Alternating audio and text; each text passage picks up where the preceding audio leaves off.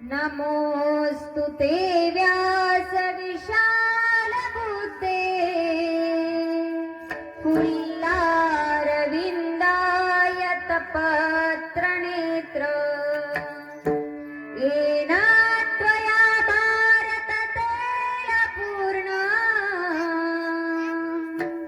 प्रज्वालितो ज्ञानमया प्रदीप महायोगपीठे तटे भीमरत्यां वरं पुण्डरीकाय दातुं मुनीन्द्र समागत्य तिष्ठन्तमानन्दकन्दं परब्रह्मलिङ्गं भजे पाण्डुरङ्गं पाण्डुरङ्गचार्यो प्रथम पाण्डुरङ्गचार्यो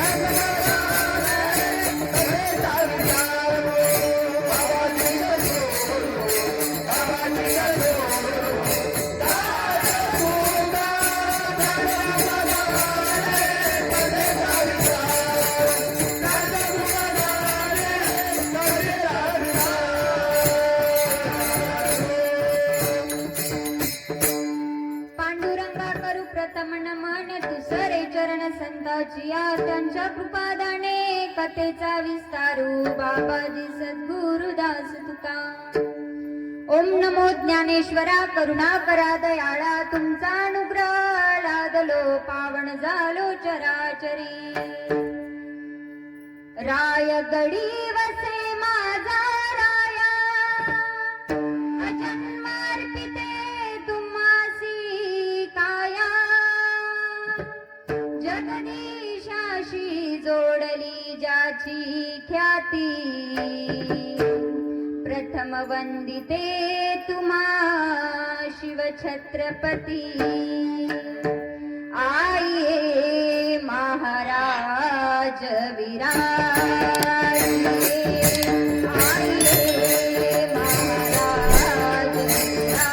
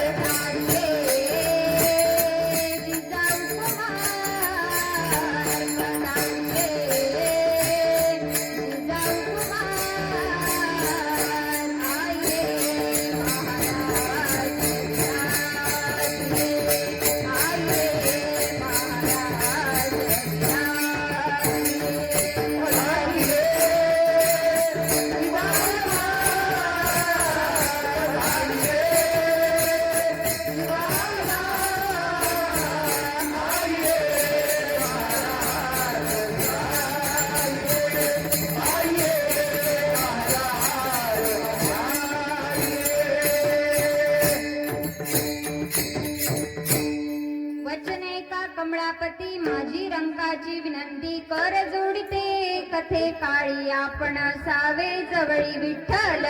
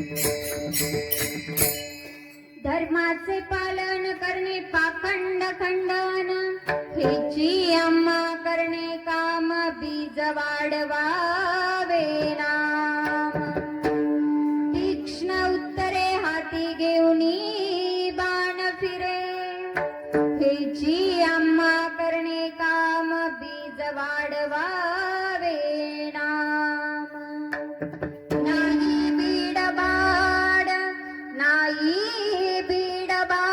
तुका म्हणे साना थोर हेची आम्हा करणे काम बीज वाढवावे नाम विठ्ठल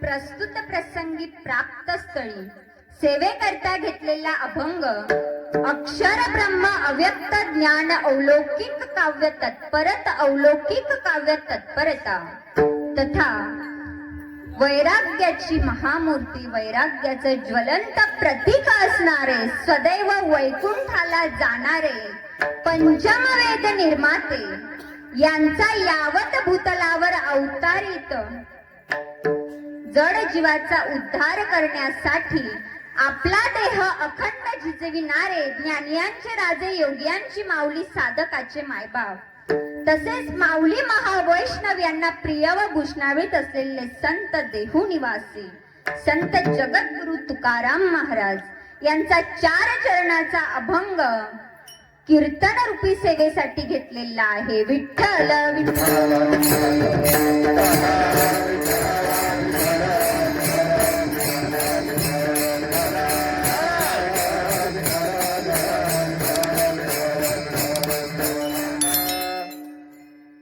कीर्तनाला सुरुवात करण्यापूर्वी अल्पसा परिहार देणं हे वक्त्याचं परम कर्तव्य आहे आणि या न्यायाने चालत असलेला हा आपला अखंड हरिनाम सप्ताह त्याचबरोबर श्रीमद भागवत कथा ज्ञान यज्ञ सोहळा वर्षत्व 15व बरेच वर्ष झाले, एक तप पूर्ण झालं म्हणायचं नाही का. आणि त्याचबरोबर आज मी इथे कीर्तनाला उपस्थित आहे. त्याचबरोबर आज कीर्तनाला इथे गुणीजन मंडळी सर्वच उपस्थित आहे. जे आयोजक आहे नियोजक आहेत ते सर्वच उपस्थित आहे. आणि मी सुद्धा आता म्हणजे माझे बाबांनी 2-3 कीर्तन घेतले असतील, पण मलाही आता बाबांचा फोन आला की कळतं की आता कीर्तन आहे म्हणून बाबांनी फोन केला, म्हणजे मी सुद्धा आता यांच्यामध्ये सामील झाले. बरोबर गवाळे बाबांचा फोन आला की समजून जायचं बाबांनी कीर्तनाची तारीख दिली, लगेच कळतं बाबांचा फोन आला. त्यामुळे मला बाबांनी कीर्तनासाठी उपस्थित केलं आणि तुम्ही सर्वच गुणीजन मंडळी त्याचबरोबर या कीर्तनाला उपस्थित आमचे हरिभक्त पारायण पखवाज वादक सूरज महाराज, ते देखील आमची वारकरी शिक्षण संस्था आहे एकांतेश्वर चिखलीला, आणि तो आमच्याच संस्थेमध्ये तिथे शिकतोय, हा आमचाच विद्यार्थी आहे. त्याचबरोबर गायनासाठी उपस्थित आमचे बाबा केंदळे बाबा असतील, त्याचबरोबर गव्हाळे दादा असतील, आणि सर्वच या माता भगिनी ज्या माझ्या जिजाऊ आई उभ्या आहेत आज माझ्या पाठीशी. आणि खरं सांगायचं झालं तर या सप्ताहाचं एक नवल असं आहे, सप्ताह सर्वच करतात हो, शिवजयंती सर्वच साजरी करतात, एवढंच नाही जिजाऊ जयंती सर्वच साजरी करतात, पण या सप्ताहामध्ये सप्ताह चालू असताना जिजाऊ जयंती मध्ये येणं हे खूप भाग्याचं आहे. दरवर्षी येते का? नाही ना. या वर्षी माझंच नशीब म्हणावं लागेल की जिजाऊ जयंती आली नाही का. त्याचबरोबर मी माझं भाग्य समजते. त्याचबरोबर कीर्तनाला उपस्थित आमचे विनेकरी आजी असतील, चोपदार काका असतील, हे सर्व टाळकरी माळकरी आणि तुम्ही सर्व बसलेले श्रोते, त्याचबरोबर आमच्या सोबत आलेले आमचे युट्यूब वाले दादा, विदर्भ वारकरी सेवा दादा देखील इथे उपस्थित आहे. त्याचबरोबर साऊंड सिस्टीम वाले दादा दिसत नाहीये पण आवाज मात्र छान आहे, आपलीच ऑपरेटिंग सिस्टीम आहे, सुंदर अशी साथ देण्याचं काम करतायत. त्याचबरोबर तुमच्या सर्वांचं जर झालंच तर आमचे आडे काका देखील हरिभक्त पारायण कीर्तनकार, आडे काका काकू येळगावची ही बरेच, आणि तुमच्या पंचक्रोशीतील मंडळी सर्वांच्या चरणाशी. आणि त्याचबरोबर मला सांगताना अतिशय अभिमानाने सांगावं वाटतं आजच्या दिवशी की ज्यांनी मला लहानाचं मोठं केलं, माझ्यावरती योग्य संस्कार टाकले, ज्यांच्यामुळे मी आज इथे उभी आहे, असे असणारे माझे सर्वस्व माझे आई वडील, ते देखील आज इथे कीर्तनाला उपस्थित आहेत. आणि आजचा जो दिवस आहे तो अतिशय खास आहे. बघा, ज्या मायने ज्या मातेने आपल्या महाराष्ट्राला एवढा राजा दिला, आज त्या माऊलीची, राष्ट्रमाता जिजाऊ मासाहेबांची आज जयंती. आणि अजून जर पुढे जाऊन सांगायचं झालं तर आज 12 जानेवारी एकाचीच जयंती आहे का? नाही.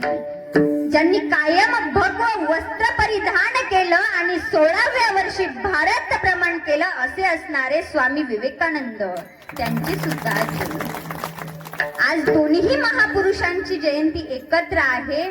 आणि आज त्यांच्या जयंती निमित्त आणि सप्ताह निमित्त कीर्तनाची आज 5व्या दिवसाची सेवा ही माझ्यासारख्या पामराच्या वाटेवर आली.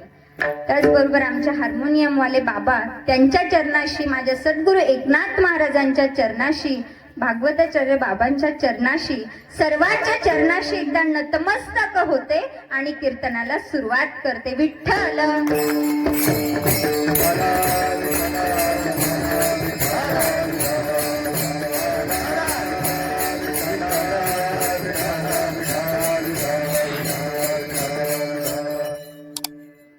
आज अभंग ज्यांचा कीर्तनासाठी घेतलेला आहे ते संत आहे, ते तुकाराम महाराज आहे.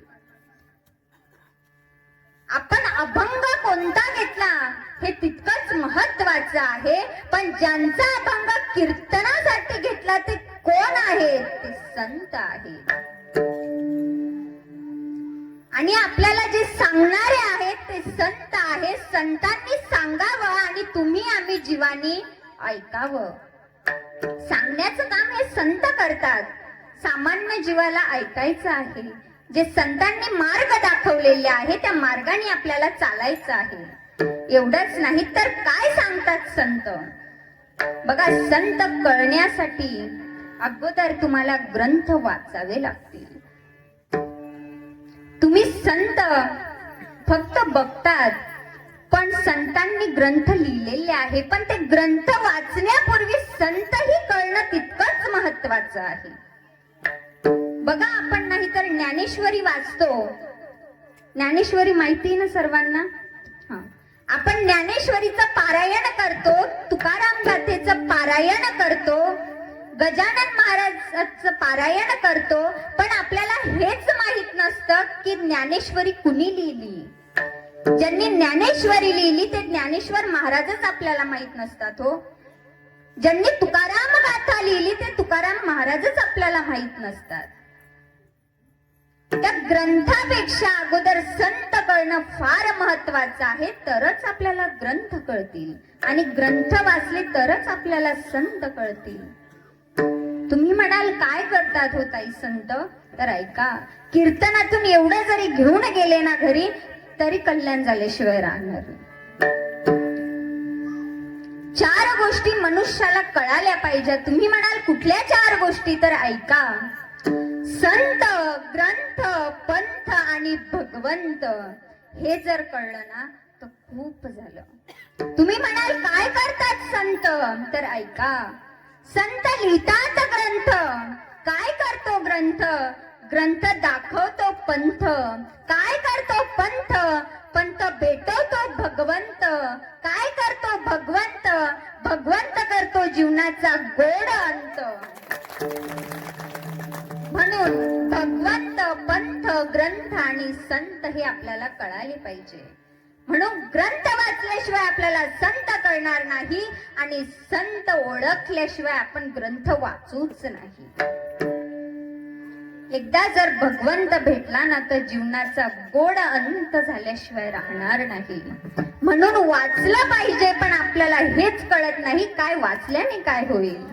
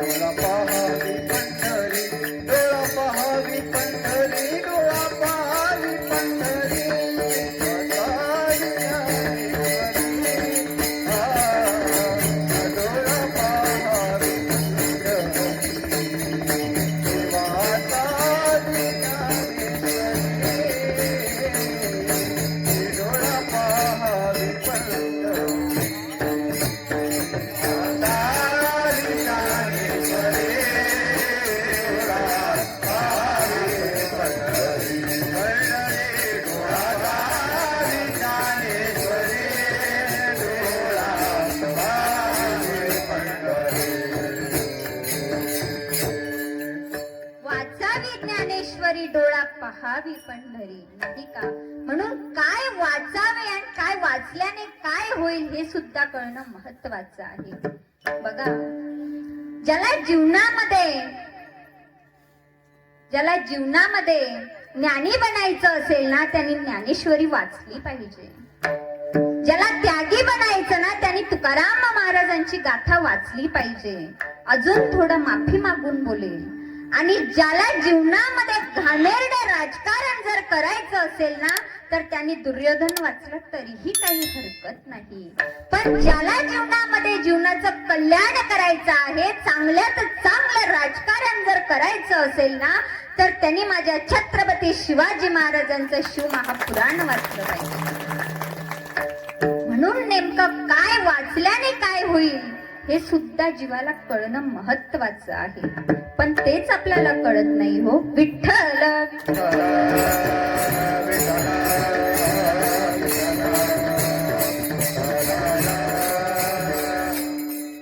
म्हणून संत आपल्याला सांगतायत, बाबांना तुम्ही ग्रंथ वाचा, म्हणून आपण वाचले पाहिजे. आणि आज ज्यांचा अभंग घेतलेला आहे ते संत आहेत, ते वैराग्यवान आहेत, ते ज्ञानी आहेत आणि ते आपल्याला सांगतायत की बाबांनो, धर्माचं पालन करायचं आहे. नेमकं धर्म म्हणजे तरी काय?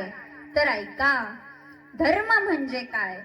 धर्म अक्षर तुम्ही जिथे कुठेही जोडलं ना, प्रत्येक अक्षराला जर जोडलं ना तर त्याची अनेक वेगवेगळ्या व्याख्या तयार होतील.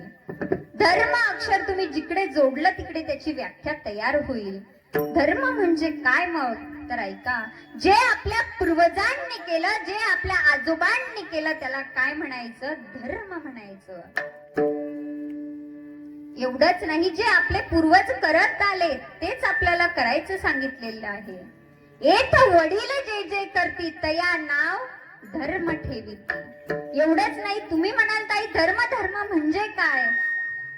तर धर्म अक्षर जर तुम्ही एखाद्या पुरुषाला जोडलं तर त्या पुरुषाचा धर्म वेगळा आहे. धर्म अक्षर जर तुम्ही एखाद्या स्त्रीला जोडलं तर त्या स्त्रीचा धर्म वेगळा आहे. धर्म अक्षर जर तुम्ही एका छोट्या मुलाला जोडलं तर त्याचा धर्म वेगळा आहे. धर्म अक्षर जर तुम्ही एखाद्या सैनिकाला जोडलं तर सैनिकाचा धर्म वेगळा आहे. प्रत्येकाचा धर्म हा वेगवेगळा आहे. फक्त धर्म अक्षराची आपल्याला व्याख्या कळाली पाहिजे. अजून पुढे सोपं करून सांगू का? धर्म म्हणजे काय? पत्नीचा धर्म काय आहे हो? पत्नी काय आहे? पत्नीचा धर्म बोलत चला तुम्ही, नाहीतर मी बोलायची आणि तुम्ही फक्त ऐकायची. काय आहे पत्नीचा धर्म? पतीची सेवा करणं. मग पती कोण असतो? परमेश्वर असतो. मग परमेश्वर कधी दारू पित असतो का?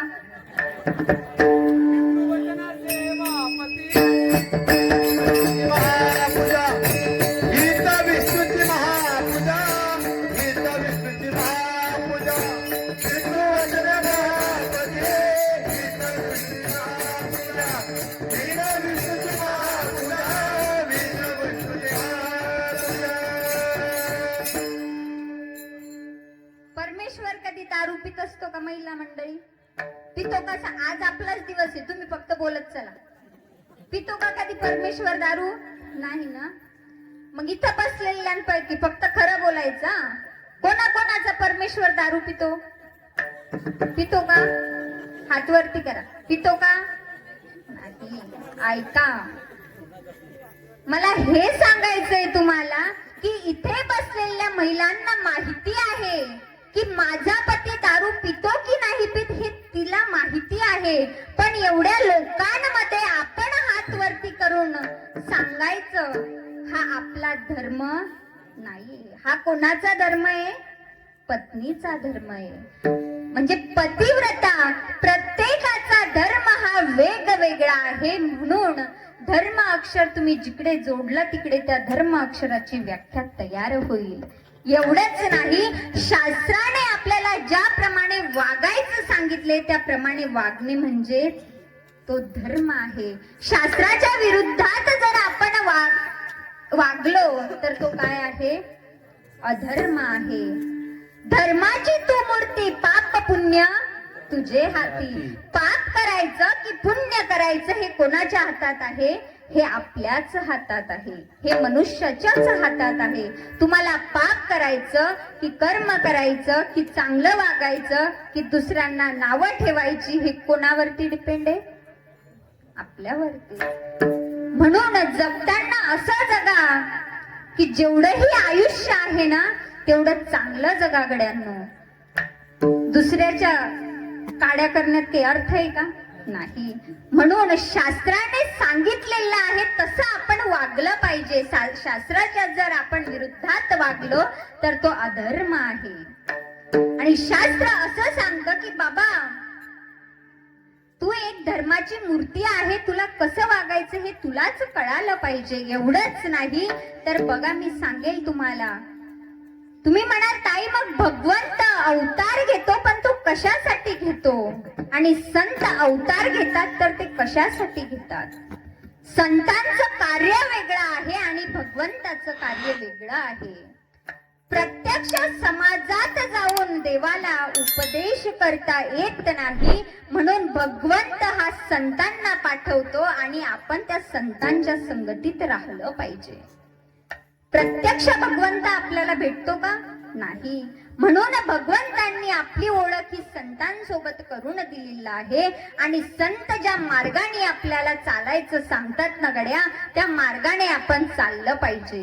तुम्ही म्हणाल ठीक आहे संत आणि भगवंत यांचं झालं ताई, पण आपलं काय? आपण कशासाठी इथे मनुष्य देह जन्माला आलो? तर ऐका, मनुष्य जन्म इथे जो आलेला आहे त्याच्या 4 गोष्टी बाकी असतात, म्हणून त्याला इथे परत परत जन्म घ्यावा लागतो. पाप कर्म आणि वासना हे ज्याचं बाकी शिल्लक राहिलेलं आहे ना, त्याला इथे परत जन्म घ्यावा लागतो. पण यामधलं एकही संतांचं काहीच बाकी राहिलेलं नसतं. पाप कर्म वासना हे थोडंही शिल्लक राहिलेलं नसतं, म्हणून संत आणि भगवंत इथे अवतार घेतात. अभंगाचं प्रथम चरण. धर्माचे पालन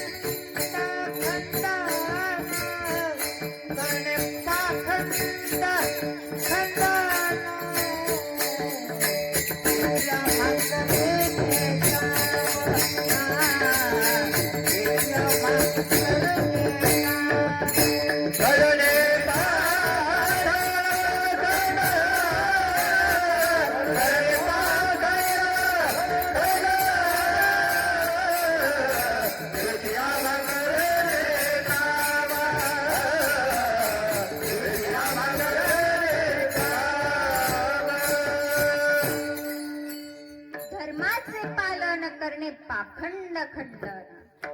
काय सांगतायत आपल्याला तुकोबा आहे की बाबा तुला धर्माचं पालन करायचं आहे आणि पाखंडी लोकांचं खंडन करायचं आहे. या समाजामध्ये जगत असताना अनेक पाखंडी आपल्याला भेटतात. मग त्या पाखंडी लोकांचं काय करायचं आहे तर त्यांचं खंडन करायचं आहे. आणि खरंच आपण एवढं भाग्यवान आहोत, एवढे पुण्यवान आहोत की आपला जन्म हा भारत देशामध्ये झाला. एवढंच नाही, अजून पुढे जाऊन सांगेल की आपला जन्म भारत देशात तर झाला आणि भारत देश हा एक संस्कृती प्रधान देश म्हणून ओळखला जातो. काय आहे हो या भारत देशामध्ये? एक विशालता आहे, एक दिव्यता आहे, एक रम्यता आहे, एक सुंदरता आहे. एवढंच नाही तर अजून पुढे जाऊन सांगेल याच भारत देशामध्ये एक आपला हा महाराष्ट्र आहे. आणि महाराष्ट्र ही भूमी एक संतांची भूमी म्हणून ओळखल्या जाते. तुम्ही म्हणाल कुठले संत हो? तर ऐका, या महाराष्ट्र भूमीमध्ये 4 संत होऊन गेले की त्या 4ही संतांनी 4 शिकवणी आपल्याला सांगितल्या. संत एकनाथ महाराज, संत तुकाराम महाराज, संत ज्ञानेश्वर महाराज आणि संत नामदेव महाराज. तुम्ही म्हणाल काय शिकवलं ताई यांनी? तर संत एकनाथ महाराजांनी आपल्याला श्रीमंतीतून कसा परमार्थ करायचा हे शिकवलं. संत ज्ञानेश्वर महाराजांनी निष्कलंक जीवन कसं जगायचं ते शिकवलं. आणि घरातल्या सर्वांना सोबत घेऊन कसा परमार्थ करायचा हे संत नामदेव रायांनी शिकवलं. आणि गरिबीतून कसा परमार्थ करायचा हे संत जगद्गुरु तुकाराम महाराजांनी शिकवलं. एवढंच नाही तर याच महाराष्ट्रामध्ये आपण जन्माला आलो. काय आहे या महाराष्ट्रामध्ये? जेथे वैष्णवाचा वास, धन्यभूमी पुण्यदेश, धन्यभूमी पुण्यदेश, धन्यभूमी पुण्यदेश.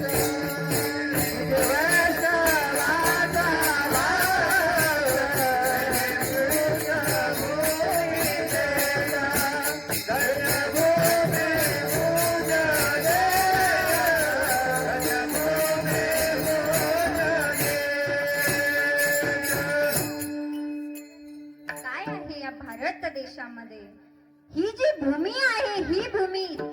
पुण्यवान आहे, इतकी पुण्यवान आहे की याच भूमीमध्ये आपला बुलढाणा जिल्हा आहे. एवढंच नाही तर या बुलढाणा जिल्ह्याने काय दिलं तर विदर्भाला एक कन्या दिली की आज ज्या कन्येची, आज ज्या माता माऊलीची जयंती आहे ती माता माऊली आपल्या विदर्भाची कन्या आहे, ती आपल्या बुलढाणा जिल्ह्याची आहे. आणि त्याच बुलढाणा जिल्ह्यामध्ये, त्याच महाराष्ट्रामध्ये, त्याच विदर्भामध्ये आपण जन्माला आलो. एवढंच नाही तर त्याच मातेने आपल्याला एक छत्रपती शिवाजी महाराजांसारखा एक पुत्र आपल्या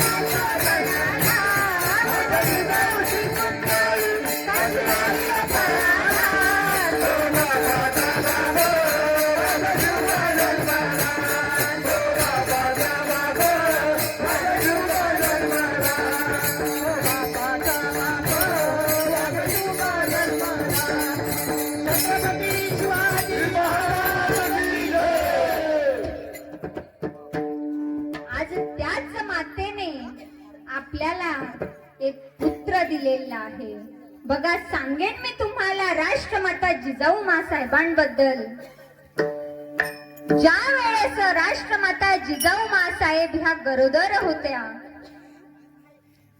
ज्या वेळेस त्यांच्या पोटामध्ये गर्भ वाढत होता, त्यावेळेस माऊली किल्ल्याला वेढा पडला.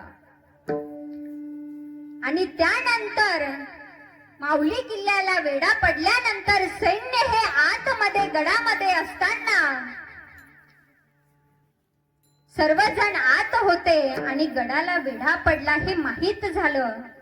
आणि जिजाऊ मासाहेबांच्या पोटामध्ये गर्भ वाढत होता. गडाला वेढा कुणी दिला तर लखुजीराव जाधवांनी, शहाजी राजांच्या सासऱ्यानी, जिजाऊ मासाहेबांच्या वडिलांनी. एवढंच नाही, हे माहिती झालं की गडाला वेढा पडला, माझ्या पोटामध्ये बाळ वाढत आहे. बाया बाया बाहेर बसलेल्या होत्या. एक म्हणते, आऊ साहेब, राणी साहेब, तुम्हाला काही डोहाळे लागले? तुम्हाला काही आंबट, खारट, तिखट, तुरट काही खावं वाटतं? एक म्हणते, बाई, मी जेव्हा गरोदर होती ना तेव्हा मी माती खाल्ली होती. एक म्हणते, बाई, मी जेव्हा गरोदर होती ना तेव्हा मी काय खाल्लं तर तेव्हा मी खारट खाल्लं, तुरट खाल्लं. मी जेव्हा गरोदर होती ना तेव्हा मी चिंच खाल्ली. राणी साहेब, तुम्हाला काही खावं वाटतं? नाही, मला असलं काहीच खावं वाटत नाही. हे शहाजी राजांना कळालं. शहाजी राजे वाड्यामध्ये जातात, दरवाजा उघडतात आणि विचारतायत, राणी साहेब, आम्ही जे ऐकलंय ते खरं आहे का? हो राजा, खरं आहे. बरं, तुमची काही इच्छा, काही तुमचे डोहाळे? तुम्हाला काही खावं वाटतं? नाही राजा, मला नाही खावं वाटत. मग अजून काही तुमचे डोहाळे? हो. सांगा. राजा, माझे डोहाळे ते नाहीये, मला जे पाहिजे ते तुमच्याकडून तुम्ही द्याल? हो, नक्की. मला तुमच्या अंगामधला पोशाख हवा आहे. राजा, मला तुमच्या डोक्यावरचा जरी टोप हवा आहे. राजा, मला तुमच्या कमरेची तलवार हवी आहे. द्याल राजा? राणी साहेब, आम्हाला वाटलं होतं तुम्ही आम्हाला एखादा भर जरी वस्त्र मागाल. आम्हाला वाटलं होतं तुम्ही आम्हाला एखादा गड किल्ला जिंकून मागाल. नाही राजा, तुम्ही म्हटले होते ना की तुम्ही जे मागाल ते मी देईल. राजांनी डोक्यावरचा जरी टोप काढला, अंगामधला पोशाख काढला, कमरेची तलवार काढली आणि राणी साहेबांना दिली. राणी साहेबांनी तोच पोशाख चढवला, डोक्यामध्ये जरी टोप घातला, हातामध्ये तलवार घेतली आणि तीच तलवार गर गर गर अशी ती तलवार घुमायला सुरुवात केली. जणू काही ते पोटातलं बाळच बोलायला लागलं होतं. काही दिवसानंतर गडावरचं अन्नधान्य हे संपूर्ण गेलं. संपल्यानंतर पोटामध्ये बाळ वाढत होतं. आता समोर जायचं आहे, पण पोटामध्ये बाळ आहे. तरी सुद्धा राष्ट्रमाता जिजाऊ घोड्यावरती स्वार झाल्या, घोड्यावरती बसल्या आणि टाच मारली घोड्याला आणि समोर निघाल्या. असं म्हणतात, स्त्री गरोदर असली की तिने आराम केला पाहिजे. तिने आपल्या तर सामान्य स्त्रिया, त्यांना 2 महिने 3 महिने झाले की त्या म्हणतात डॉक्टरांनी आम्हाला बेड रेस्ट सांगितला. बरोबर, हे आपल्या सामान्य स्त्रियांचे लक्षण आहे. पण ती गरोदर माता 7व्या महिने घोड्यावरती स्वार झाली आणि ती घोड्याला टाच मारली आणि समोर निघाली. पोटाला हात लावतीये आणि बोलतीये, बाळा, तुला त्रास व्हावा म्हणून मी घोड्यावरती स्वार नाही रे होत बाळा, की तुला याच्यासाठी मी घोड्यावर बसली बाळा. हे हिंदवी स्वराज्य तुला निर्माण करायचं आहे, या हिंदवी स्वराज्य तुला समोर न्यायचं आहे, म्हणून तुला मी हे शिकवत आहे बाळा, आणि तू शिकून घे बाळा माझ्याकडून हे. म्हणून तुला सांगत आहे बाळा, तू शिकून घे. तुला त्रास व्हावा म्हणून नाही चालवत आहे मी हा घोडा, म्हणून नाही स्वार करत आहे.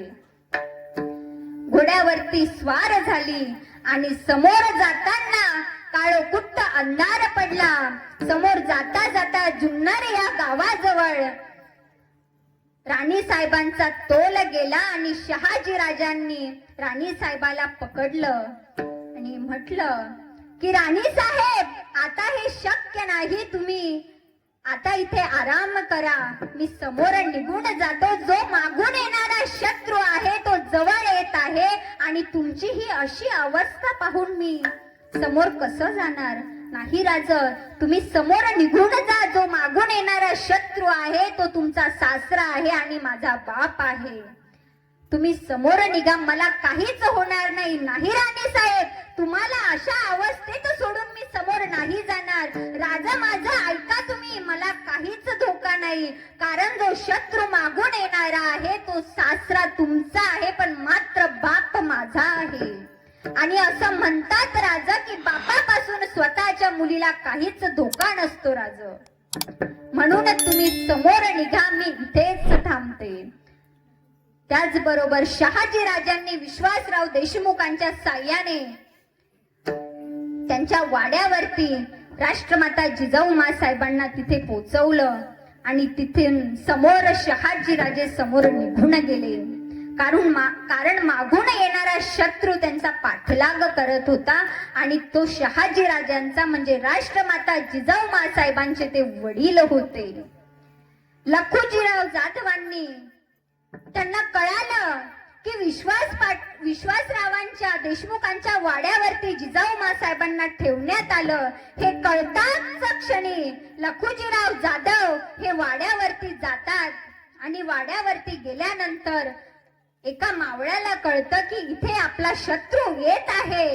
तो मावळा पळत पळत आऊसाहेबांकडे जातोय आणि सांगतोय, राणी साहेब आपला शत्रू आपलाच पाठलाग करत इथपर्यंत आलेला आहे. राष्ट्रमाता जिजाऊ साहेबांनी तोच आवाज ऐकला आणि आवाज उचलला, जगदंब जगदंब. दरवाजा उघडण्यात आला गडाचा आणि लखुजीराव जाधवांनी जो दरवाजा उघडला आणि आवाज दिला, जिजा ए जिजा. त्याच क्षणी जिजाऊ साहेबांनी तलवार काढली आणि आवाज केला, पाबंदी नको आबासाहेब, पाऊल टाकाल तर खबरदार. तिथेच लखुजी जाधवांनी आपले पाय थांबवले आणि जिजेला आवाज दिला, जिजा मी बाप आहे ग तुझा, समोर आलात तर खबरदार, खंडोळी करण्यात येईल आबासाहेब. पण एका बापाने मुलीला पाहलं आणि मुलीने बापाला पाहलं. राष्ट्रमाता जिजाऊ साहेबांची हातातली तलवार ही खाली पडली आणि पोटाला हात लावत लावत राष्ट्रमाता जिजाऊ साहेबांचा एक एक पाऊल बापाकडे वळतोय. दुश्मन जरी असला, शत्रू जरी असला तरी मात्र बाप होता हो. बापाच्या काळजाला पाझर फुटला आणि बाप मुलीला आवाज देतोय, जिजा मी तुझा बाप आहे ग. राष्ट्रमाता जिजाऊ साहेब हातातली तलवार टाकून देतायत आणि बापाच्या गळ्याला मिठी देतायत. आबा, बाप लेकीचा तिथे भेट होतीये आणि राष्ट्रमाता जिजाऊ साहेबांना लखुजीराव विचारतायत की जिजे तू कशी आहेस ग जिजे, माझी जिजा कशी आहेस. त्यावेळेस राष्ट्रमाता जिजाऊ साहेब बापाला धक्का देतायत आणि विचारतायत, आबा तुम्ही विचारताय तुमची जिजा कशी आहे. ऐकायचंय बाबा तुम्हाला जिजा कशी आहे, ऐका बाबा. माझ्या पोटामध्ये बाळ आहे, मी 2 जीवाची बाई आहे. आणि असं म्हणतात आबा की ज्या वेळेस 2 जीवाची बाई असली ना आबा, त्यावेळेस त्या स्त्रीने फक्त आराम केला पाहिजे, तिला विश्रांतीची गरज असते. पण ऐका आबा, माझ्या भाग्यामध्ये नाही आराम, नाही विश्रांती. एवढंच नाही, तुमची जिजा नाही माहेरी, नाही सासरी, तर सह्याद्रीच्या दऱ्याखोऱ्यात कुठेच मध्ये तरी अडकलेली आहे आबा. पण मात्र मला या मुलाला, या पुत्राला, या गर्भातल्या मुलाला मला जन्म द्यायचा आहे. कारण की या सह्याद्रीसाठी, या हिंदवी स्वराज्यासाठी मला एक पुत्र पाहिजे. म्हणून मी या दऱ्याखोऱ्यातून पळत आहे आबा. अशीच कुठेतरी तुमची जिजा अडकलेली आहे बाबा. सांगा ना बाबा मी कशी आहे, हेच विचारलं ना तुम्ही मला. एवढंच नाही, लखुजीराव जाधवांनी त्या ठिकाणी आपल्या मुलीला मिठी मारली आणि सांगितलं, बाळा तुझी काळजी मला वाटत आहे, तुला मी एकटं या गडावरती नाही सोडू शकत. तू एक काम कर, या अवस्थेमध्ये मी तुला कसं सोडून जाणार, मला समोर निघून जायचं आहे. पण ही तुझी अवस्था बघून माझा पाऊल पुढे पडत नाहीये जिजा. तू एक काम कर जिजा, आपल्याला राजा सिंदखेडला निघायचं आहे जिजा. मी तुझी तिथे सर्व व्यवस्था करतो जिजा, तू चल माझ्या सोबत. ऐका महिला मंडळी, बाप म्हणतोय मुलीला चल माझ्या सोबत, पण जिजा म्हणते नाही आबा, माझ्या नवऱ्याने मला इथं सोडलेलं आहे आबा. बाप जरी म्हटला चल तरी माझं काम नाहीये तुमच्या सोबत येणं. मी नाही येणार आबा, माझ्या नवऱ्याने मला इथे सोडलेलं आहे. तुम्ही जरी म्हटलं तरी मी नाही येणार आबा. तुम्ही एक काम करा, तुम्हाला जर एवढीच माझी काळजी वाटती ना आबा, तर तुम्ही मला इथे जवळच शिवनेरी गड आहे, त्या गडावरती तिथपर्यंत नेऊन सोडा. तिथे माझी विश्वासरावाच्या सायाने सर्व व्यवस्था होईल आबा. लखुजीराव जाधवांनी जिजामातेला नेण्याची तयारी केली. पालखीमध्ये राष्ट्रमाता जिजाऊ साहेबांना बसवलं आणि शिवनेरी गडावरती नेण्याची व्यवस्था केली. मध्ये नेता नेता शिवनेरी गडाला चढता चढता एक शिवाई देवीचं मंदिर लागलं. तिथे मंदिर लागल्यानंतर राष्ट्रमाता जिजाऊ आणि लखुजीराव दोघेही तिथे दर्शन घेतात आणि लखुजीराव जाधव हे त्यांच्या कमरेचा कसा काढता बघा. जुन्या काळामध्ये ते कसे राहायचे. तो कमरेचा कसा काढला आणि राष्ट्रमाता जिजाऊ मासाहेबांच्या हातात दिला. मुली ऐक माझं, हा मी तुला कसा देतोय. जर मी जगलो वाचलो ना मुली तर मी नक्कीच माझ्या नातवाला बघायला येईल मुली. पण मी जर नाहीच जगलो ना तर हा कसा त्याच्या आजोबाचा आशीर्वाद समजून माझ्या नातवाला घालायला दे मुली. राष्ट्रमाता जिजाऊ मासाहेब वडिलाच्या तोंडाला हात लावतात आणि म्हणतात नाही आबा नाही, असं बोलू नका. तुम्हाला तुमच्या नातवासाठी यावंच लागेल. त्याला तुमच्या आशीर्वादाची गरज आहे आबा. असं म्हटल्यानंतर मंदिरातून दर्शन घेतलं आणि समोर रस्त्याला निघाले. त्या ठिकाणी वरती शिवनेरी गडावरती राष्ट्रमाता जिजाऊ मासाहेबांना वरती गडावरती ठेवण्यात आलं. काही काळानंतर काही दिवसानंतर एक बातमी आली. लखुजीराव जाधव हे दौलताबादच्या किल्ल्यावरती त्यांना बोलवण्यात आलं आणि त्यांचे तिथे खांड असे करण्यात आले. खंडोळी करण्यात आली आणि ही बातमी राष्ट्रमाता जिजाऊ मासाहेबांना कळाली की आबाचं असं झालं. आबा आबा करत करत राष्ट्रमाता जिजाऊ मासाहेबांची तब्येत अजून निष्कळली. तब्येतीवर परिणाम झाला आणि बघता बघता शिवनेरी गडाचे दरवाजे हे बंद करण्यात आले.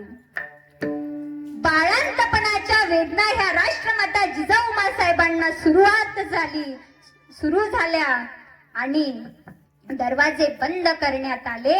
आणि त्याच वेळेस दरवाजे बंद झाले. सर्वांचं लक्ष हे विचलित झालं की एक दिवस गेला, 2 दिवस गेला, अजूनही बातमी बाहेर येत नाहीये. नेमकं काय झालं असेल. असं करता करता 2 दिवस जातात, 3 दिवस जातात. तो वेदना होत आहे. सुळीन आली, वैदीन आली, सर्व तिथे जमा झाल्या. पण मात्र अजूनही निरोप येत नाहीये. दरवाजाच्या बाहेर सर्वजण फक्त चक्रा मारत होते, इकडून इकडं. पण मात्र निरोप काहीच येत नव्हता. सर्वजण जगदंब जगदंब म्हणत त्या तुळजाभवानीला आवाज देत होते, तरी सुद्धा निरोप काही ऐकायला आला नाही. मग आता मात्र काय करायचं. बघता बघता सूर्य हा मावळायला लागला. सूर्य मावळत असताना एक दिवस असाच सूर्य उगवला. संध्याकाळची रात्र होती. सूर्य मावळता मावळता तोच हिंदू धर्माचा सूर्य तिथे उगवला गेला आणि तिथे निरोप बाहेर आला. दरवाजा उघडला आणि एक महिला पळत आली आणि तिने सांगितलं की राणी साहेबाला मुलगा झाला. एकच राजा इथे जन्मला. राणी साहेबाला मुलगा झाला. शहाजी राजांना मुलगा झाला. या सह्याद्रीला पुत्र प्राप्त झाला. एवढंच नाही तर या हिंदवी स्वराज्याचा पुत्र जन्माला आला. एकच राजा इथे जन्मला शिवनेरी किल्ल्यावर. एकच राजा इथे जन्मला शिवनेरी किल्ल्यावर. माझ्या राजाचं नाव गाजते गडकिल्ल्याच्या दगडावर. माझ्या देवाचं नाव गाजते गडकिल्ल्याच्या दगडावर.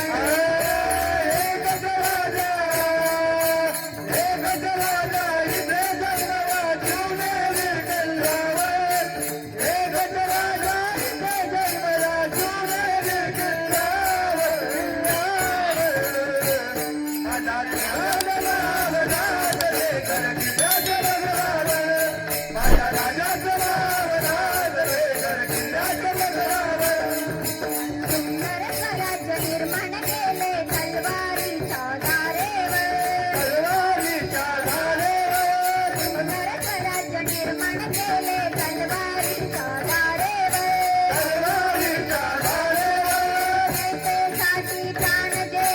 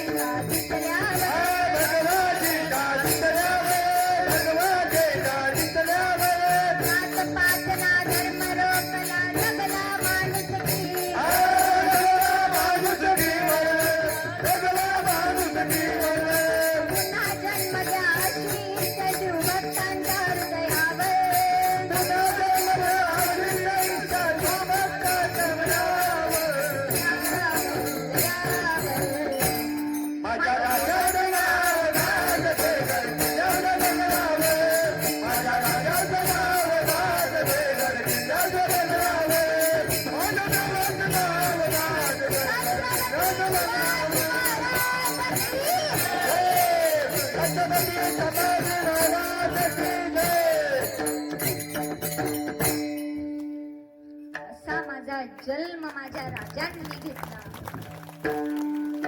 आणि त्याच मातेने, त्याच जिजाऊ मातेने आपल्याला एक हा स्वराज्यासाठी, या हिंदवीसाठी एक पुत्र दिला. एवढंच नाही राजांनो, तर ऐका, तोच पुत्र आपल्याला मिळाला आणि त्या पुत्राने आपल्याला आज आपण म्हणतो छत्रपती शिवाजी महाराज की जय. पण आपण जर एखाद्याला विचारलं की बाबा तुझ्या आजोबाचं नाव काय आहे, तो सांगेल. पण बघा ना तुम्ही, आपण बसलेले प्रत्येक जण फक्त आपल्याला आपला आजोबाचं आणि पंजोबाचं नाव माहिती आहे. पण एखादा कुणी असा आहे का की त्याला त्याच्या खापर पंजोबाचं नाव माहितीये, त्याला त्याच्या टप्पर पंजोबाचं नाव माहितीये, त्याच्या चप्पर पंजोबाचं माहिती आहे का कुणी इथे बसलेलं? पण 400 वर्ष होऊन गेले तरी सुद्धा आज आपण छत्रपती शिवाजी महाराज म्हटल्यानंतर आपण त्यांचा जयघोष करतो का? आज त्यांनी केलेली कर्माची जी पावती आहे हीच त्यांचा जन्म उत्सव आहे. बरोबर ना? आपण आज त्यांचं नाव घेतलं तर आपण जय म्हणतो का? त्यांनी आपल्याला इतकं स्वातंत्र्य दिलं. एवढंच नाही, आपण भगवे झेंडे पाहिले की आपण म्हणतो जय. छत्रपती शिवाजी महाराज की जय म्हणतो का? किती आनंद होतो आपल्याला. कारण आज आपण इथे जे या धर्म मंडपामध्ये बसलेलो आहोत ते त्या छत्रपती शिवाजी महाराजांमुळे बसलेलो आहोत. जे आज इथे बसलेल्या माझ्या माता माऊल्या आहेत त्यांच्या कपाळाचं आज हे आपल्याला कुंकू दिसत आहे, हे त्यांच्यामुळे दिसत आहे. जे आपल्या मंदिराला कळस आहे हे छत्रपती शिवाजी महाराजांमुळे आहे. एवढंच नाही, जे आपण चौकात गणपती बसवतो, ज्या नवरात्रातल्या देव्या बसवतो ते फक्त आणि फक्त छत्रपती शिवाजी महाराजांमुळे. आपण म्हणतो छत्रपती शिवाजी महाराज हे काय देव होते का? माहित नाही. पण जे आपल्या देवघरातले देव आहेत ना, आज त्यांच्यामुळेच ते मंदिरात आपण पाहू शकतो. पण या धर्मामध्ये अतिशय बिकट परिस्थिती होत चाललेली आहे. आज काळाची गरज आहे की कीर्तनातला अभंग सोडून या विषयावरती बोलावं. काही जण म्हणतात की ताई छत्रपती शिवाजी महाराजांवरती बोललंच पाहिजे का? तर हो राजा, बोललंच पाहिजे. कारण आज काळाची गरज आहे की छत्रपती शिवाजी महाराजांवरती बोलावं. का गरज आहे सांगू तुम्हाला. बघा तुम्ही, ख्रिश्चन धर्माचे लोक त्यांच्या मंदिरावरती कधी हिंदी गाणे लावतात का हो? बुद्ध विहारावरती कधी हिंदी गाणं वाजवलं जातं का? नाही. चर्च मध्ये म्हणजे ख्रिश्चन लोकांमध्ये कधी चर्च वरती तुम्ही हिंदी गाणं ऐकलंय का? नाही. मुस्लिम समाजाच्या मस्जिद वरती तुम्ही कधी हिंदी गाणं लावताना बघितलं का? नाही. मग आपणच का गणपती बसलेले असतात, ज्या वेळेस नवरात्रात देवी बसलेल्या असतात, कुणी अधिकार दिला आपल्याला त्यांच्या समोर हिंदी गाणे लावून त्यांच्या समोर नाचायचा? ज्याप्रमाणे सर्व आपला आपला धर्म जपतात त्याचप्रमाणे आपण का नाही आपला धर्म जपत? जपला पाहिजे ना, तोच तर आपला धर्म आहे. आणि हा धर्म जपायसाठी माझ्या शंभूराजांनी किती झळा खाल्ल्या, माझ्या छत्रपती शिवाजी महाराजांनी किती झिंजले. आपल्याला हे दिसत नाही. एवढा छावा बघितला, फक्त थिएटर मध्ये जाऊन आपण पैसे गमावले आणि शोक पाणी केले. पण तो छावा पिक्चर बघण्यामागचा एकानेही तो दृष्टिकोन घेतला नाही. काय होतं तो छावामध्ये? तो छावा पाहून तर आपण सुधारायला पाहिजे ना. इतक्या जखमा झाल्या तरी मिठाचं पाणी अंगावरती टाकलं. किती हाल केले हो माझ्या शंभूराजाचे. तरी सुद्धा कोणी अधिकार दिला आपल्याला? नवरात्रामध्ये देवीच्या पुढे आपण हिंदी गाणे वाजवतो. एवढंच नाही तर अहो ते तर सोडा, शिवजयंतीच्या दिवशी आपण डीजे लावतो आणि आपण दारू पिऊन तिथे नाचतो. कुणी अधिकार दिला? नाही आपला तो अधिकार. आपण आपल्या मनाप्रमाणे वागत आहोत. पण जे माझ्या संतांनी सांगितलं, जे माझ्या पूर्वजांनी सांगितलं, जे माझ्या छत्रपती शिवाजी महाराजांनी सांगितलं तसं आपण जगलो पाहिजे ना. नाही जगत आपण. आपल्याला नाहीये तो अधिकार डीजे लावून नाचायचा. ते स्टेज वेगळं आहे आणि हे स्टेज वेगळं आहे. आता तर काही सप्त्यामध्ये एक दिवसाचं जर कीर्तन असलं, नवरात्र गणपती, तर पहिल्या दिवशी कीर्तन ठेवतात, दुसऱ्या दिवशी अजून काहीतरी ठेवतात आणि ते झालं की तिसऱ्या दिवशी लगेच गौतमी पाटील आणतात. ते स्टेज आहे का आपलं? नाही. तुम्हाला ते आणायचीच तर तुम्ही तिथपर्यंत ते दुसऱ्या स्टेजवरती आणा ना. पण तुम्हाला त्या देवी पुढे, त्या गणपती पुढे कोणी अधिकार दिला? पण एवढंही कळत नाही की आपण अगोदर कीर्तन करतो, दुसऱ्या दिवशी गौतमी पाटील आणतो. तुम्हाला मनाई केली का ती आणायची? पण नाही. तिचं स्टेज वेगळं आहे आणि हे परमार्थिक स्टेज वेगळं आहे. नाही चालणार इथे. आपल्या पूर्वजांनी, जे आपल्या साधू संतांनी सांगितलं तसं आपण वागलो पाहिजे. पण आपण नाही वागत तसं. माझ्या छत्रपती शिवाजी महाराजांचं ऐका, सांगेन तुम्हाला. ज्या वेळेस छत्रपती शिवाजी महाराजांचं वय वर्ष 5 होतं ना, त्या वर्षी 5व्या वर्षी गावामध्ये तमाशाचा तंबू आला. आणि तंबू आल्याच्या नंतर छत्रपती शिवाजी महाराज आपल्या आऊसाहेबाला, जिजामातेला विचारतायत की आऊसाहेब, गावामध्ये तमाशाचा तंबू आलाय आऊसाहेब, आणि त्या तंबू मध्ये ह्या ज्या आया बाया आहेत या का नाचतायत? त्यावेळेस जिजामातेने सांगितलं, बाळराज, पोटाची कणगी भरण्यासाठी, काहीतरी रोजची दिनचर्या भागवण्यासाठी, आपल्या पोटाची कणगी भरण्यासाठी त्यांना काहीतरी करावं लागतं. त्यांच्या पोटा पाण्यासाठी त्यांना करावं लागतं, नाचावं लागतं. त्यावेळेस माझ्या बाळराजांनी सांगावं की आऊसाहेब, तुम्ही जा आणि त्यांना सांगा की तुम्हाला आयुष्यभर पुरेल एवढं अन्नधान्य मी त्यांच्या घरात नेऊन टाकेल, पण तुम्हाला कोणाच्या समोर लाचार होण्याची गरज नाही, तुम्हाला कोणाच्या समोर नाचायची गरज नाही. हे माझ्या बाळराजाचे विचार होते. आणि आताच्या काळात आपण त्याच बाया नाचवणाऱ्या जमाती आपण इथे जन्माला आलो. शोभतं का होय आपल्याला? नाही. फक्त म्हणायचं आठवण येते मनामनातून, पण नाही. आज ते तरी आपण बदललं पाहिजे आणि आज ही काळाची गरज आहे. एवढंच नाही तर बघा, आपण आपल्या मुलांवरती योग्य संस्कार हे टाकलेच पाहिजे. आज ही काळाची गरज आहे. तुम्ही म्हणाल संस्कार कुणी टाकायचे? शाळेतल्या मास्तरीनी? नाही. संस्कार जर कुणी आपल्या मुलांवरती टाकत असेल ना, योग्य संस्कार, तर ते फक्त आणि फक्त त्या मुलाचे आई वडीलच टाकू शकतात, बाकी दुसरं कोणीच नाही. मुलगा व्हावा असा ग, हवा ग हवा, ओंशाला दिवा, मुलगा व्हावा असा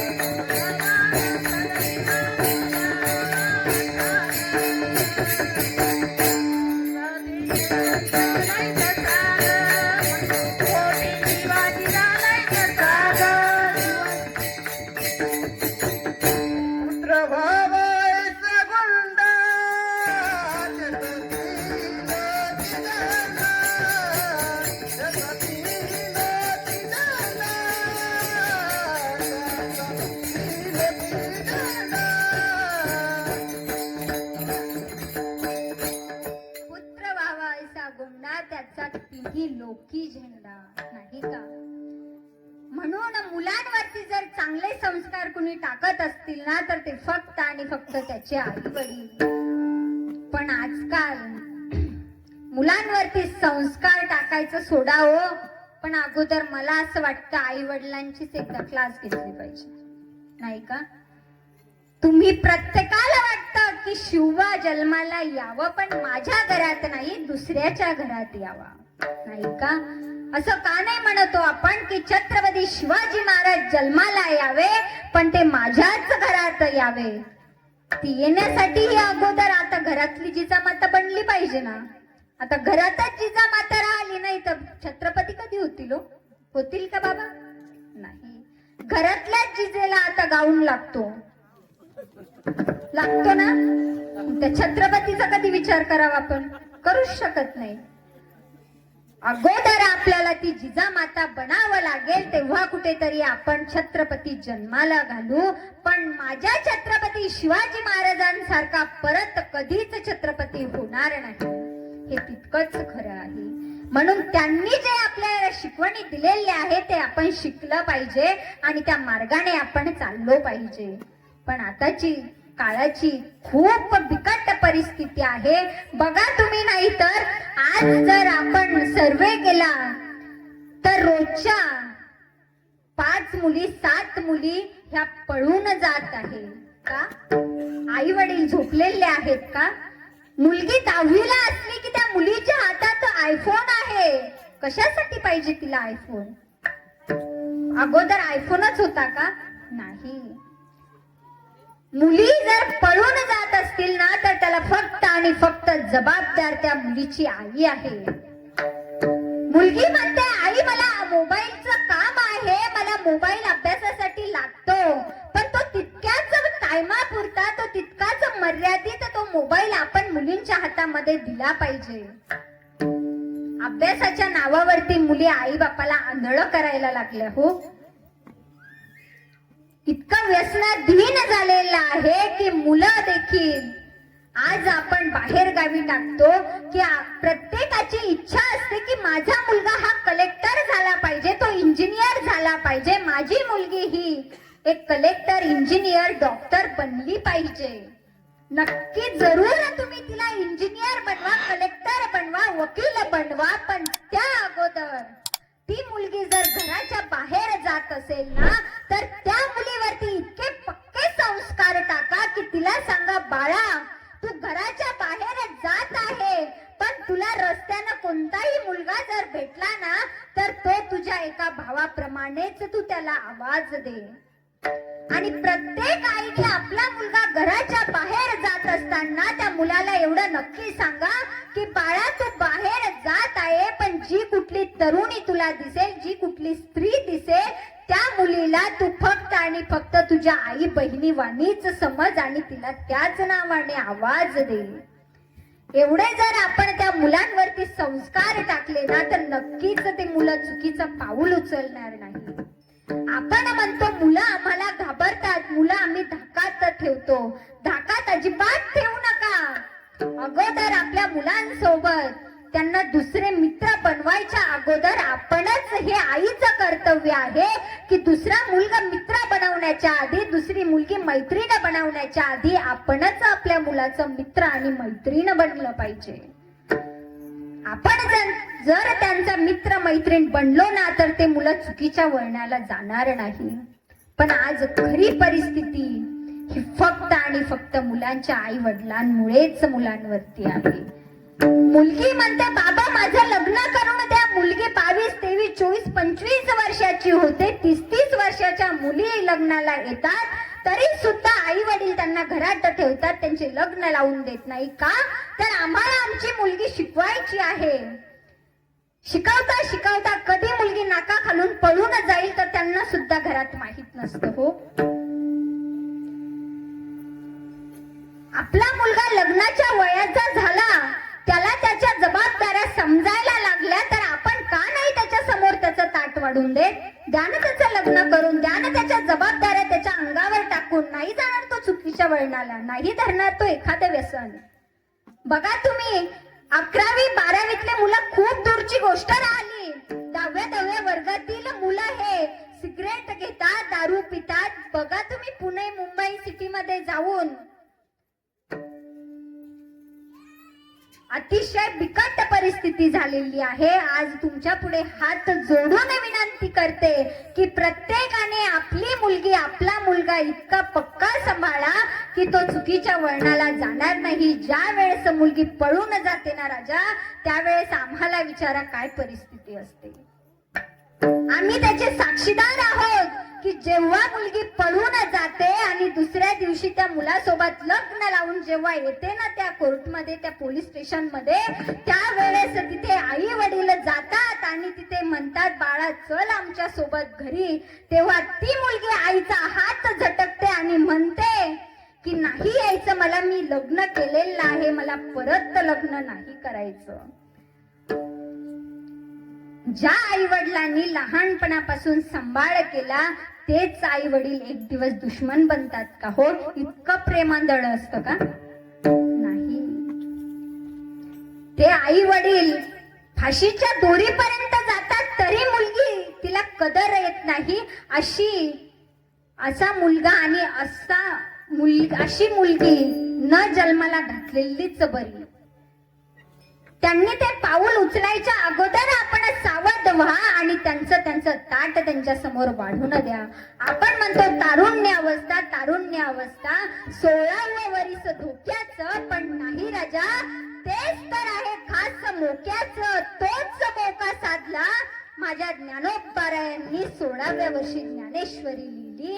तोच मोका साधला माझ्या स्वामी विवेकानंदांनी भारत भ्रमण केलं. तोच मोका साधला माझ्या छत्रपती शिवाजी महाराजांनी. 16वं वरीस नव्हे धोक्याचं, तेच तर आहे खास मोक्याचं. तारुण्य अवस्था अतिशय महत्वाची आहे. मग ती कुठेही असो, ते राजकारण असो, ते आर्थिक असो, ते सामाजिक कार्य असो, ते परमार्थिक असो. या परमार्थामध्ये येण्यासाठी आपल्याला वयाचं बंधन नाहीये. तुम्ही कसेही या, लहान या मोठे या, कसेही या, तुम्हाला इथे सर्वांना सामान्य अधिकार आहे. यारे यारे लहान थोरा, यारे यारे लहान थोरा,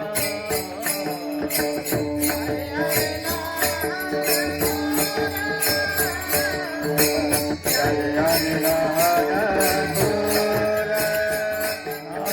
यारे यारे लहान थोरा, यारे यारे लहान थोरा, याची भलत्या नारी नर, याची भलत्या नारी नर, आदराला थोरा, यारे यारे लहान थोरा,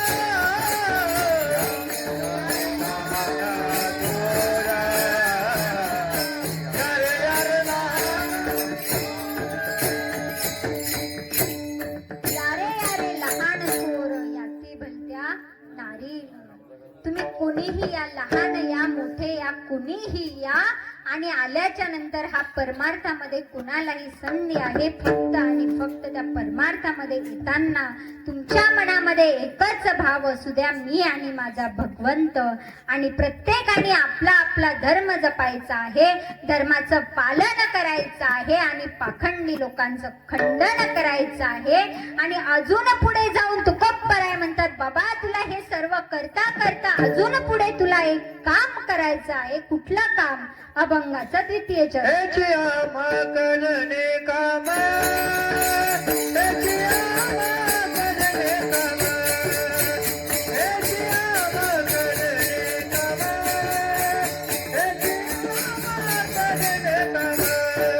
करणे काम,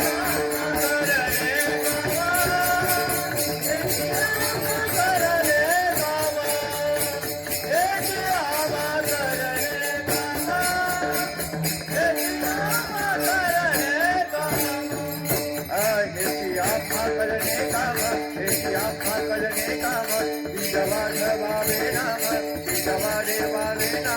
याची आम्हा करणे काम, याची आम्हा करणे काम, याची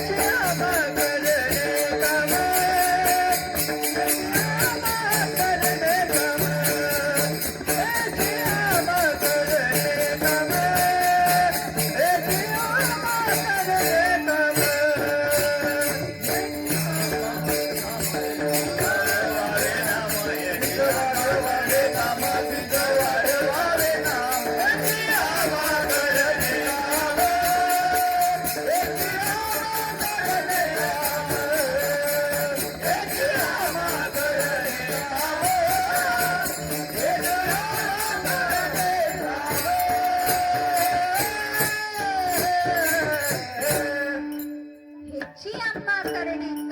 बीज वाढवावे नाम.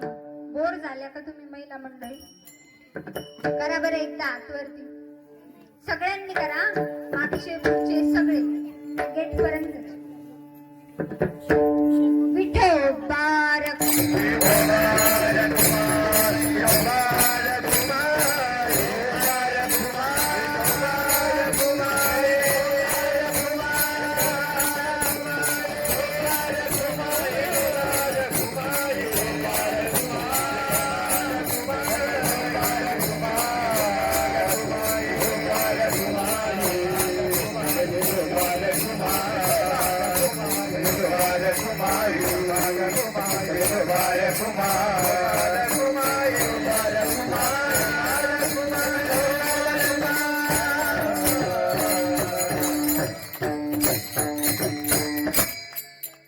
परत एकदा हातवरती घ्यायचे. किती वेळेचं मी बोलून राहिले तुम्ही फक्त ऐकून राहिले. आता हात बाहेर काढायचे हा सगळ्यांनी.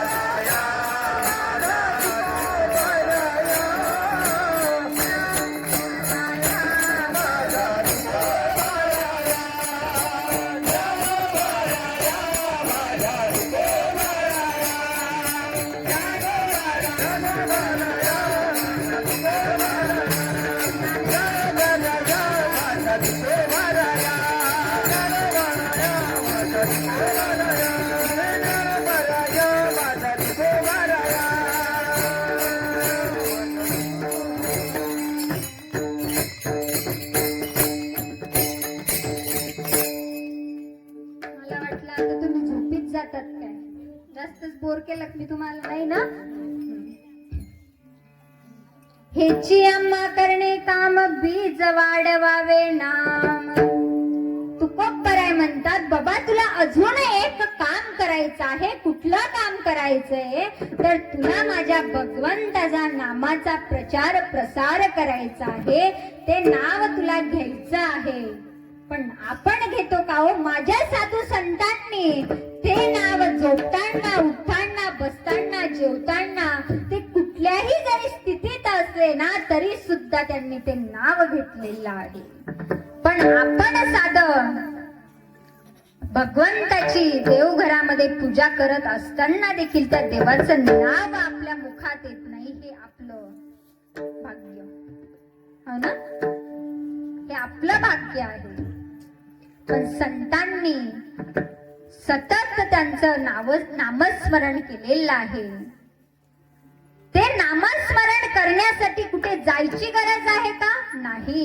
ठाईच बैसुनी करा एक चित्त आवडी अनंत वाढवा. तुम्ही म्हणाल ताई त्याच्यासाठी काही अंघोळ वगैरे करावं लागते का? नाही. त्याच्यासाठी कुठे जावं लागतं का? नाही. न लगती सायास जावे वनांतरा सुखे येतो घरा नारायण. तुम्ही म्हणाल ताई ते नाव घेताना आम्ही तर काम करतो हो. मग कसं घ्यायचं? कामामध्ये काम काही म्हणा राम राम. आता एवढे सगळे प्रमाण दिले तरी कोणाचं काही बाकी राहिलं विचारायचं शिल्लक नाही ना. मग घेतलं पाहिजे ना गड्या आपण त्या भगवंताचं नाव. घेतो का मग आपण? घेतो का? घेतो म्हणत आहे. पण आम्हाला हे अभंग बिभंग हे काहीच येत नाही. आम्हाला रामकृष्ण हरी सांगायचं असेल तर आमचा राम चालला जातो आणि आमच्या घरातलाच खंडोबा येतो.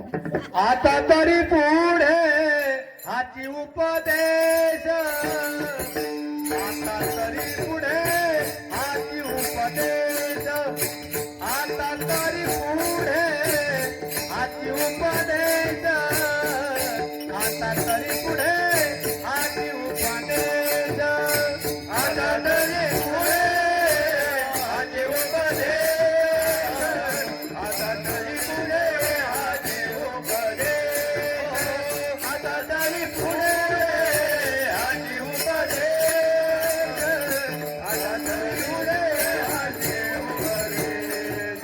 नका करू नाश आयुष्याचा, नका करू नाश आयुष्याचा, नका करू नाश आयुष्याचा, नका करू नाश आयुष्याचा.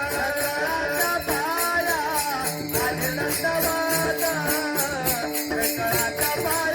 माझे दंडवत, सकळाच्या पाया माझे दंडवत, सकळाच्या पाया माझे दंडवत, सकळाच्या पाया माझे दंडवत, सकळाच्या पाया माझे दंडवत, सकळाच्या पाया माझे दंडवत, सकळाच्या पाया माझे दंडवत, सकळाच्या पाया माझे दंडवत.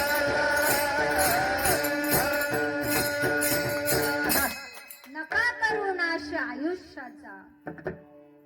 सांगतायत आपल्याला संत बाबा, तू तुझ्या आयुष्याचा नाश नको करू, तू त्या भगवंताचा नामस्मरण कर, तरच तुझ्या जीवनाचं कल्याण आहे राजा, नाहीतर नाही रे. पण तरीही आपण ऐकत नाही हो. आपण एवढे नास्तिक झालो, एवढे नास्तिक झालो, आपल्याला त्या भगवंताचं नाम झोपत तर कसंच येत नाही. येतं का? झोपताना आपल्याला फक्त आणि फक्त कुंभकर्णच आठवतो. राम आठवतो का? नाही आठवत. पण सांगून जाईल तुम्हाला. मला सांगा, तुम्ही ते जे नाम आहे ते काही कठीण आहे का? कलियुगामध्ये अतिशय सोपं नामस्मरण सांगितलेलं आहे. रामकृष्ण हरी, रामकृष्ण हरी एवढं जरी म्हटलं ना तरी तुमच्या जीवाचा कल्याण होईल. पण आपण ते घेतच नाही हो. मला सांगा, पेढा तुम्ही हसत हसत जरी खाल्ला तरी कसा लागतो? गोड. रडत रडत खाल्ला तरी कसा लागतो? आणि झोपत जरी खाल्ला तरी कसा लागतो? गोडच लागतो. मग त्या भगवंताचं नाम तुम्ही रागात घ्या, झोपत घ्या, गोडीनं घ्या, कसंही घ्या, पाय उलटे करून जरी घेतलं तरी चालतं, फक्त घ्या. ते नाम कसं आहे? गोडच आहे. अमृतापेक्षाही जर काही गोड. अमृताहुनी गोड नाम तुझे देवा, नाम तुझे देवा. अमृताहुनी गोड, अमृताहुनी गोड नाम तुझे देवा, नाम तुझे देवा. अमृताहुनी गोड, अमृताहुनी गोड नाम तुझे देवा, नाम तुझे देवा. अमृताहुनी गोड, अमृताहुनी गोड नाम तुझे देवा, नाम तुझे देवा. मन माझे केशवा, मन माझे केशवा, पालने अमृताहुनी गोड, अमृताहुनी गोड नाम तुझे देवा, नाम तुझे देवा. अमृताहुनी गोड, अमृताहुनी गोड नाम तुझे देवा, नाम तुझे देवा. अमृताहुनी गोड, अमृताहुनी गोड नाम तुझे देवा, नाम तुझे देवा. अमृताहुनी गोड, अमृताहुनी गोड नाम तुझे देवा, नाम तुझे देवा.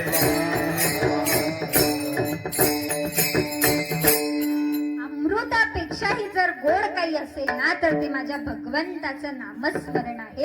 म्हणून आपण ते साधू संतांनी घेतलं, म्हणून आपण ते नाम घ्यायचं आहे राजा.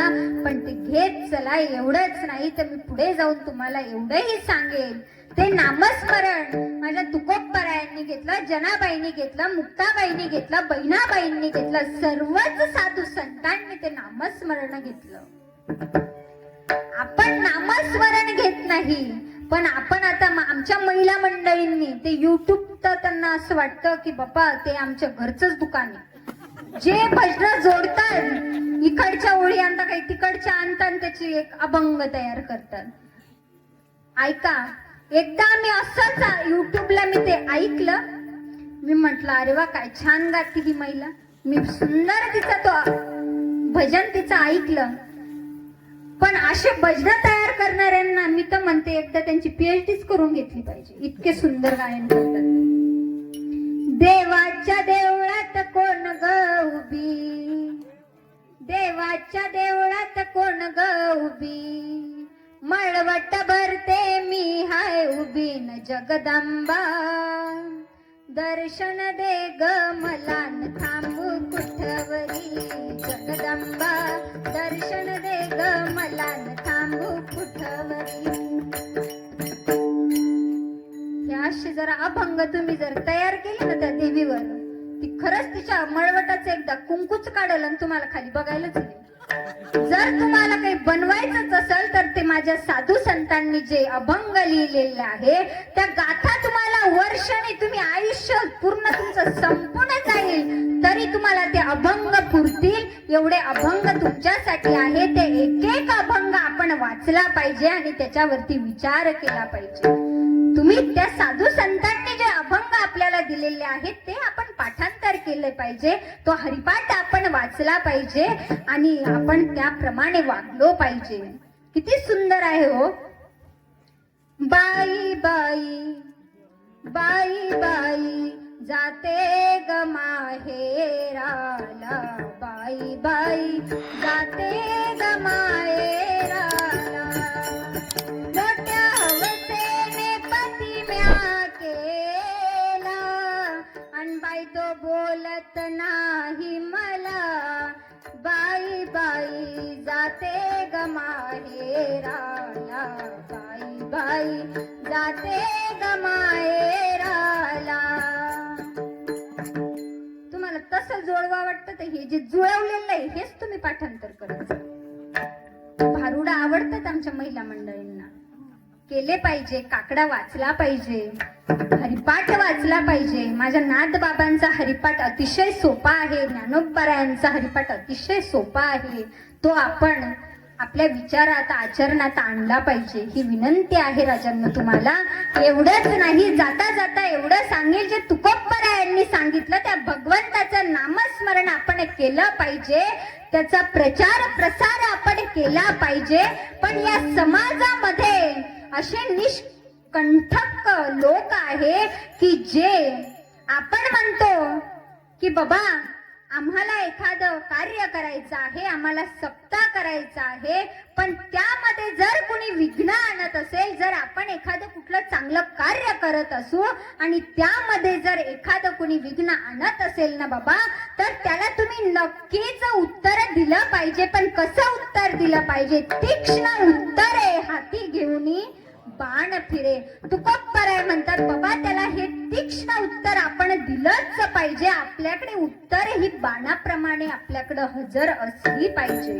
एवढंच नाही तर अजून तुकोबराय पुढे जाऊन अभंगाच्या 4थ्या चरणामध्ये सांगतात, नाही भाड नाही भिड भाड,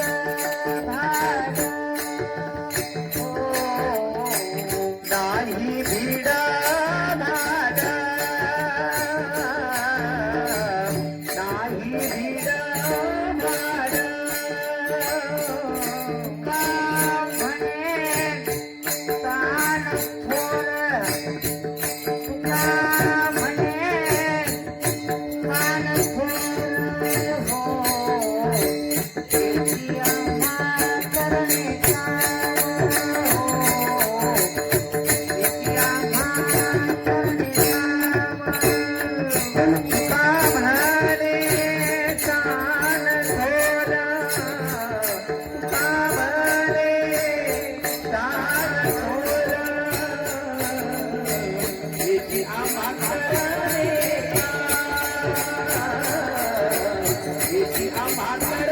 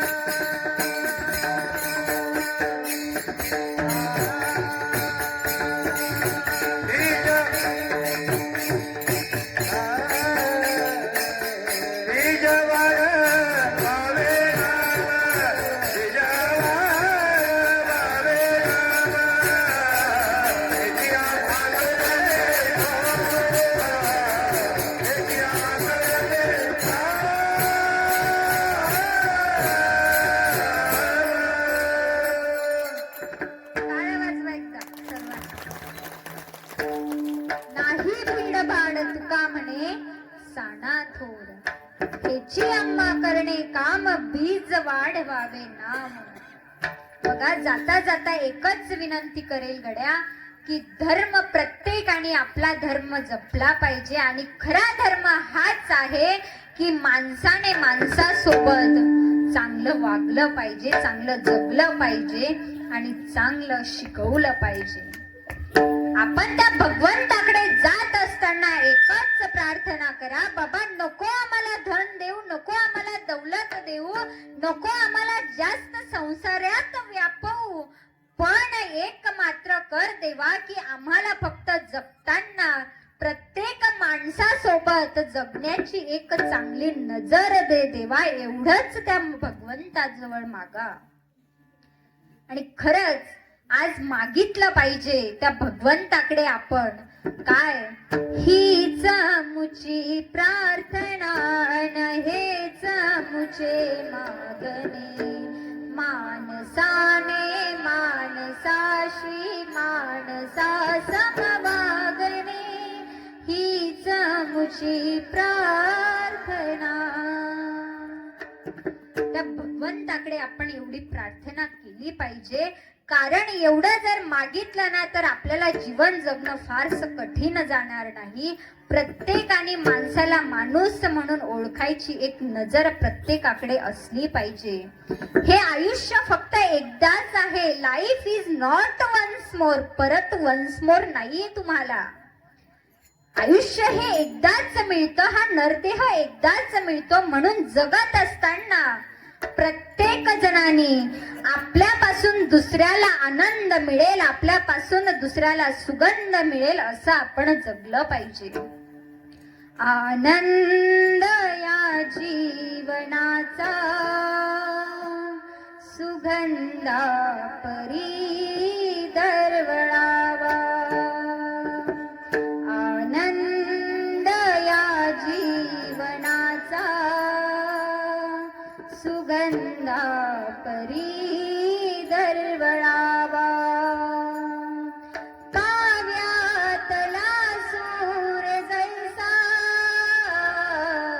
ओठातुनी ओघळावा, आनंद या जीवनाचा सुगंधा परी दरवळावा.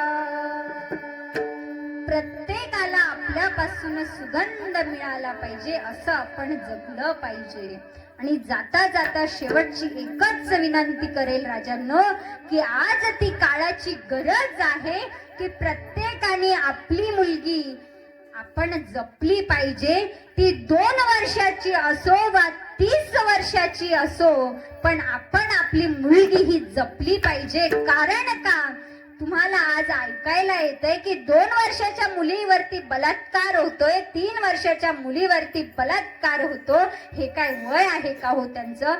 ज्यांना कुठे काय करावं हे देखील कळत नाही, त्या मुलींवरती हे सगळा अन्याय होत आहे. हे कुठंतरी थांबलं पाहिजे. पण हे थांबण्या अगोदर आपण सावध झालं पाहिजे आणि आपण आपल्या मुलीला जपलं पाहिजे. कारण बघा, एकदा जर काचेचं भांड टिचलं, त्याला जर एकदा तडा गेला ना काचेच्या भांड्याला, तर परत ते काचेचं भांड हे जोडता येत नाही. त्याचप्रमाणे एकदा जर मुलीच्या चरित्राला जर डाग लागला ना राजा, तर परत त्या मुलीचं चारित्र्य हे बनत नाही. म्हणून प्रत्येकाने आपली मुलगी जपायची आणि आपल्या मुलीच्या चारित्र्याला कुणीही शिंतोडा उडवता कामा नाही, कुणीही डाग गाल बोट लावणार नाही याची आपण काळजी घेतली पाहिजे.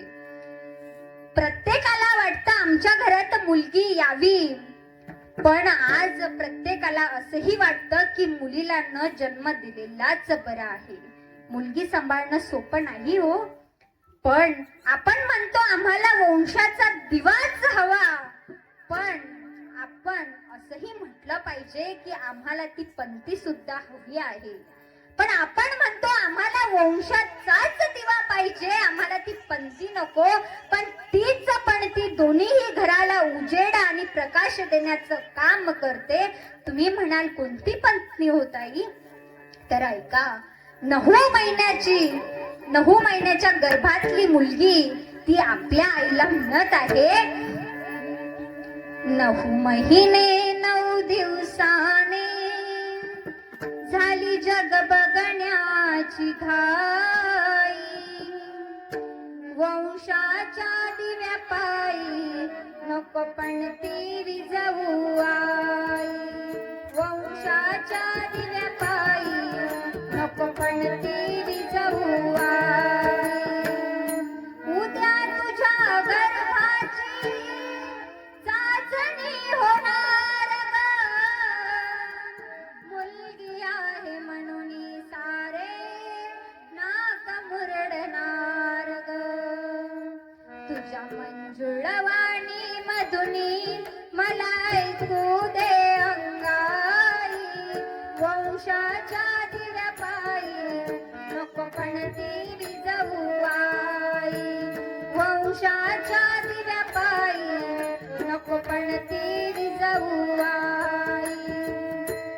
विचाराने तू माझा करू नको घात ग, मुलगी आहे म्हणून सारे नाक मुरडणार ग. तुझ्या चिमू माझ्या चिमुकल्या कानाला तुझी कुजबुज ऐकू येई, वंशाच्या दिव्यापायी नको पण ती विझवू आई, वंशाच्या दिव्यापायी नको पण ती विझवू आई, पण ती विझवू आई. एवढीच विनंती करेल. आणि जाता जाता जर इथे सर्वच जण उपस्थित आहेत, मी तुमचे 10 मिनिटं शिल्लक घेतले, पण आज सांगणंही महत्वाचं आहे. त्याचबरोबर तुम्ही सर्व टाळकरी माळकरी, आमचे पेटीवाले बाबा, त्याचबरोबर आमचा पखवाजवाला दादा, विनेकरी आई, चोपदार काका, आमचे युट्यूबवाले दादा, सर्वांच्या चरणाशी, त्याचबरोबर माझ्या प्रेमास्तव जे सर्व आलेले आहे त्यांचे सुद्धा खूप खूप धन्यवाद. आणि एकदा परत सर्वांच्या चरणाशी नतमस्तक होते. आणि जर बोलता बोलता मी जर कुठे काही चुकली असेल तर मज पामर आहे काय थोरपण, पायीची वाहन पायी बरी, या न्यायाने मी माफी मागते आणि माझ्या वाणीला पूर्ण विराम देते. ज्ञानेश्वर माऊली ज्ञानराज माऊली